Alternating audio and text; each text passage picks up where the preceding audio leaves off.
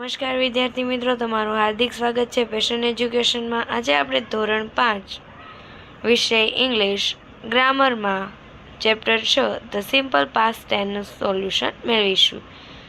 The simple past tense એટલે કે સાદો ભૂતકાળ। જે ક્રિયા ભૂતકાળમાં થઈ ગઈ છે તે દર્શાવવા માટે સિમ્પલ પાસ્ટ ટેન્સનો ઉપયોગ કરવામાં આવે છે। એની વાક્ય રચના છે વર્બ પ્લસ ઈડી એટલે કે ભૂતકાળનું રૂપ આવશે। જેમ કે રામુ ઇઝ પ્લેઇંગ ચેસ, તો એને ભૂતકાળમાં લખવું હોય, ચાલુ વર્તમાન કાળ તો ભૂતકાળમાં લખવું હોય તો ઇઝ પ્લેઇંગની જગ્યાએ પ્લેડ થઈ જશે। ત્યાર પછી the girl are cleaning the room, તો the girl cleaned the room.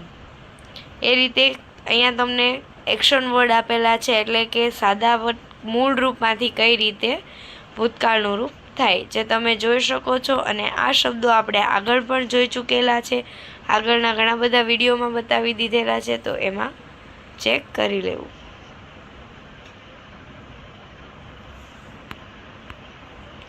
ત્યાર પછી એક્ટિવિટી છે, અહીંયા તમારે કૌંસમાં આપેલ શબ્દનો ઉપયોગ ભૂતકાળના રૂપો વડે ખાલી જગ્યા પૂરવાની છે।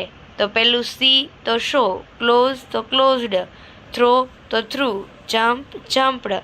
એ રીતે તમારે ભૂતકાળનો શબ્દ લખી અને ખાલી જગ્યા પૂરવાની રહેશે। આ ખાલી જગ્યા પૂરવા માટે તમારી ખાસ જરૂર હોય છે કે તમે V2ના રૂપોને યાદ રાખો। જો V2ના રૂપો યાદ હશે તો આ ખાલી જગ્યા એકદમ ઇઝીથી તમને આવડી જશે।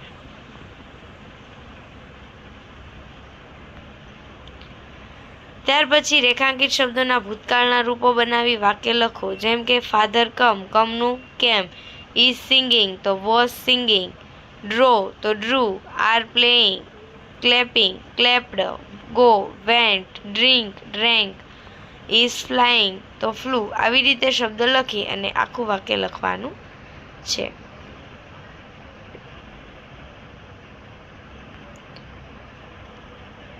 Thank you for watching. જો તમને મારો વિડીયો પસંદ આવ્યો તો મારી ચેનલને જરૂરથી લાઇક, સબસ્ક્રાઈબ અને કોમેન્ટ કરી આપજો, અને પોતાના મિત્ર સાથે વધુને વધુ શેર કરજો, જેથી તમને આગળના વિડીયો સરળતાથી મળતા રહે।